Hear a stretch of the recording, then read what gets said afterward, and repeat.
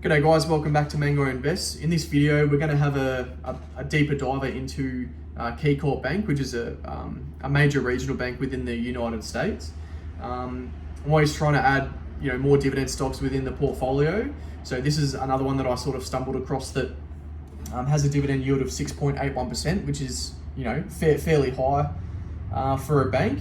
But again, we just don't want to go straight into that company simply because of the dividend yield. All right, we want to have a look into the fundamentals of the company, which is what we're going to do today. But just to start out, it's currently trading at $12, and this is a brief look at the 3-year period within the company. So as of January of 2022, we've seen a slight decline, which is I want to find out why.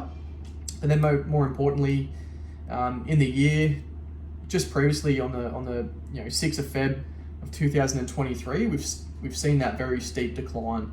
Now this is obviously a direct result of the Silicon Valley Bank or news or what's happening in the news of late. Now I was just keen to see if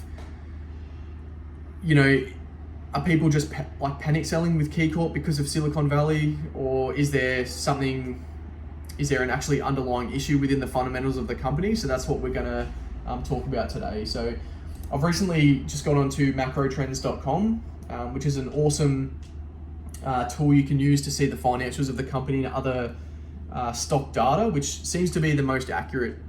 When I was analyzing Alibaba, I looked on multiple different news forums and they didn't really add up to other news forums. So yeah, I use macro trends and that seemed to be the most accurate with all the companies that I've done so far. So you just need to click our stock screener here and then top dividend stocks up the top of the page. And this is the macro trends proposed top 100 high dividend stocks that they've suggested here. So I started having a look into these companies here, and the first 3, I had a quick look at them and I didn't really like the fundamentals. So I completely ignore those, but I looked at KeyCorp here. So let's have a look at this. We'll look at the financials of the company here. Now, the first thing I've got here is the income statement.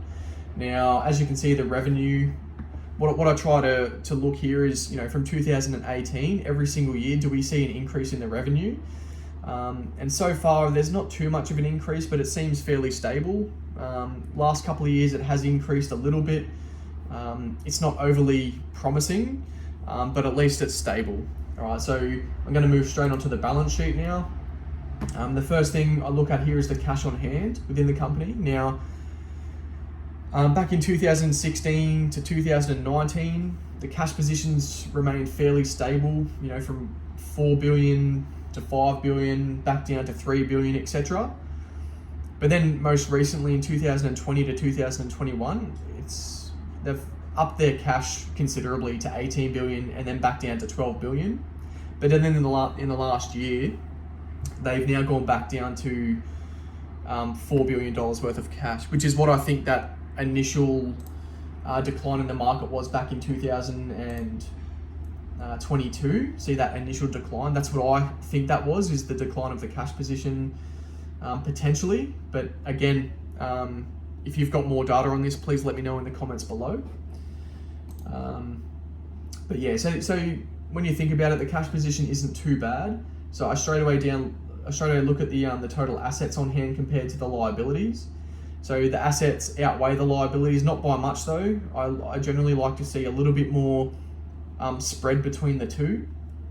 But again, hey, that's just a little bit more information that we can think about. So let's look at the cash flow statement. And I really want to look at the bottom of the page here in regards to the common stock dividends paid, because that's what we're here, to get is dividends from the companies that we buy.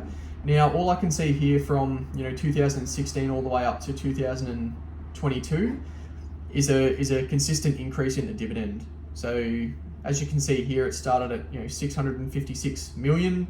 And it's slowly increased to 854 million, which is a good sign.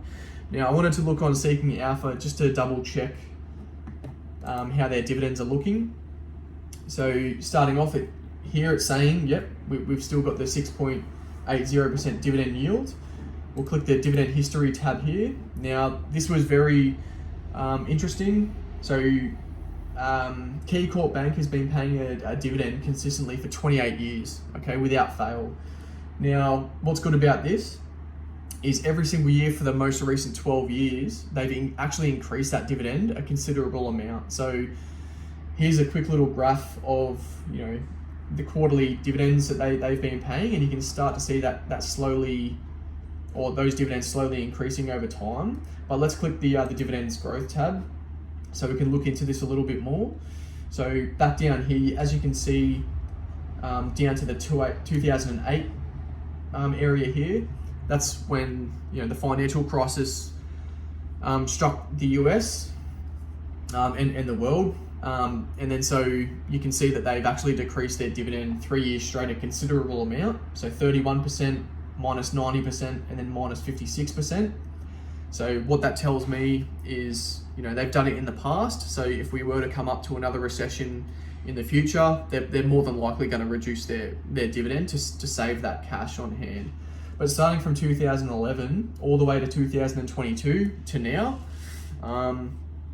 they've increased their dividend considerably. So, and for the majority of it, it's, you know, they've increased it at a minimum of 12%, which is considered fairly high for a dividend paying company. Now, if you look at the most recent 3 years from 2020, they've still increased it, but it's at a lesser extent. Now, whether they want to, you know, keep a little bit more cash on hand, or are they preparing for a recession? Who knows? If you've got any more data on this, let me know in the comments below.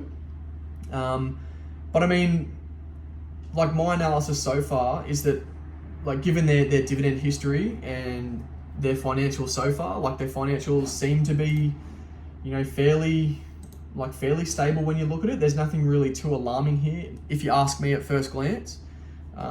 If you disagree, again, let me know in the comments below.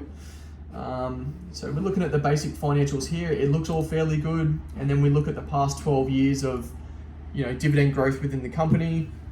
That looks fairly good. I mean, but when you look at, you know, the last 3 years and that recent drop in the market, does this reflect the company's fundamentals in regards to all their financials? Or is this just a reaction, you know, to the Silicon Valley Bank creating a little bit of fear into the market? So, you know, that's just interesting. Let me know in the comments below if you would invest in KeyCorp Bank. If you guys have any suggestions, feel free to let me know. But that's all we're going to cover off in this video. Thanks for watching. If you did like it, make sure you subscribe and hit the thumbs up and below. It really helps out the channel. And I'll catch you next time. Cheers.